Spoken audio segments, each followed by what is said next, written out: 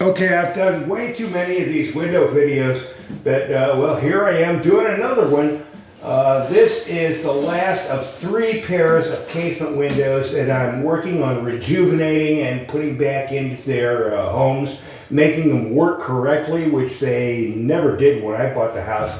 Anyway, this window here, it's a little bit more rough than the other ones I worked on. In particular, on the bottom here, there is apparently some damage had occurred or rot or whatever, and a repair was made, and this piece is spliced in, and well, I'm okay with that.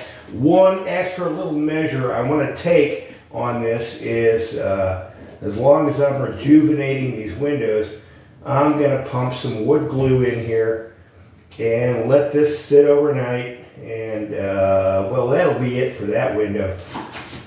But let me get this thing out of the way, and then we come to the big money, and that is this last sash here.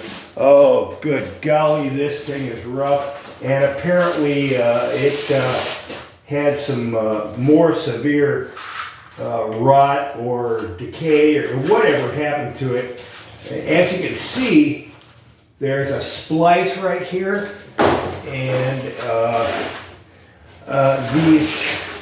these stiles here should run all the way to the very bottom, and then the rail runs between the two stiles. But in the case of this window, the rail runs all the way across the bottom, and the stiles stop short. And also up here, we can see a definite splice. So a major repair was done upon this window in the past. And kudos to whatever carpenter did that, because we got the same profile here as the original window. So good on that. And I checked the dimensions, and the dimensions are all correct. So again, kudos to the carpenter, whoever did this long ago in the past. This window was apparently in sad shape, and someone did a repair on it, and a damn good repair if you ask me. And well, in looking at that repair, on this splice here, what they did is a half lap joint. On the one side, we got the splice here, but on the other side, the splice is way over here. So they did a half lap joint and then screwed it together. But well, these screws were never countersunk. I've already gone ahead and pulled every one of these screws out, threw some glue in there, and countersunk the screws and ran them in a little bit further.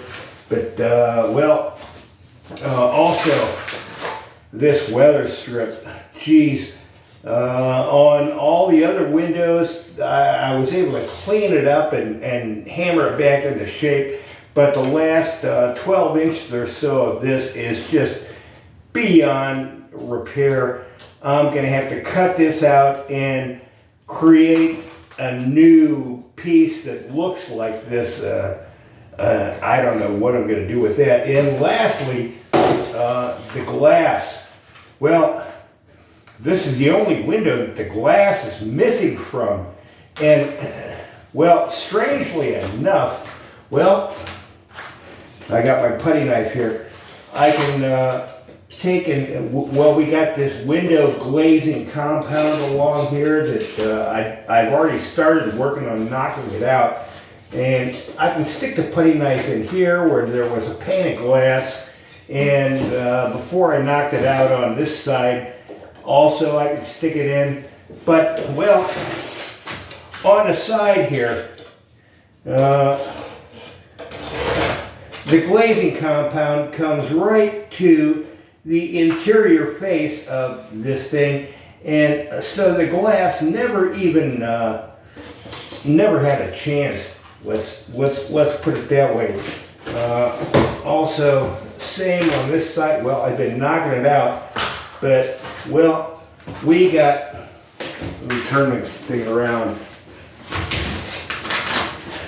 Window glazing compound that comes right to the interior face. So the glass never was the correct size. And, oh, well, good God. Well, I'm gonna have to get a new piece of glass, and before I put the new piece of glass in, I'm gonna have to knock out this old glazing compound. Not sure how to do that, but what I've got is a screwdriver and a hammer, and just kind of chopping away, taking a couple of whacks at it. Boy, this stuff is some dried up hard stuff.